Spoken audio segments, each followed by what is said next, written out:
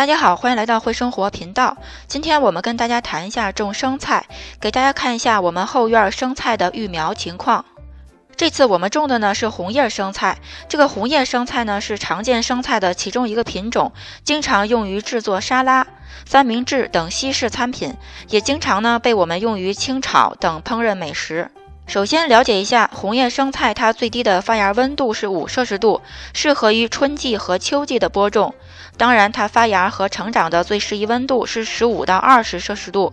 特别留意呢是这个红叶生菜是一种不适宜在高温条件下生长的蔬菜，所以当气温长期超过30摄氏度的时候，它的叶片呢就会生长不良。此外呢，生菜是一种典型的叶类蔬菜，所以呢，种植生菜的土壤中需要有充分的氮肥作为底肥，这样在播种之后，直至收获之前就不需要额外的施肥了。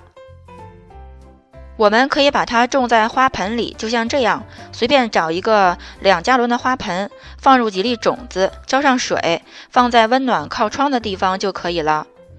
当然，之前有看过我们视频的朋友也了解到，我们曾经推荐给大家3月份或早春寒冷的时节，可以在室外陆地直接播种的生菜。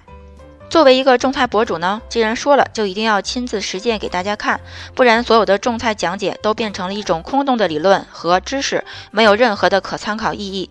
我们是在3月7号选择室外陆地直接播种的，当时的气温，白天最高气温大约为10摄氏度，夜间的最低气温大概为零下1度。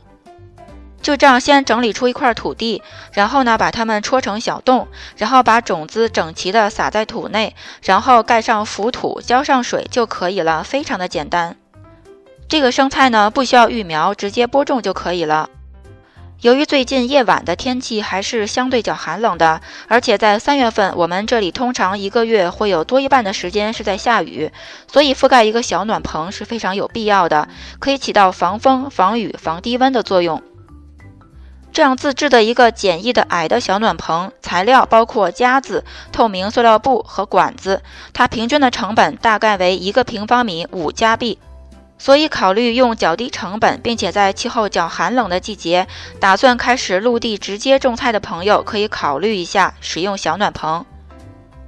就这样，在播种之后的10天左右，3月17号，我们打开小暖棚，看一下里边的生菜种子，很多都已经发芽了。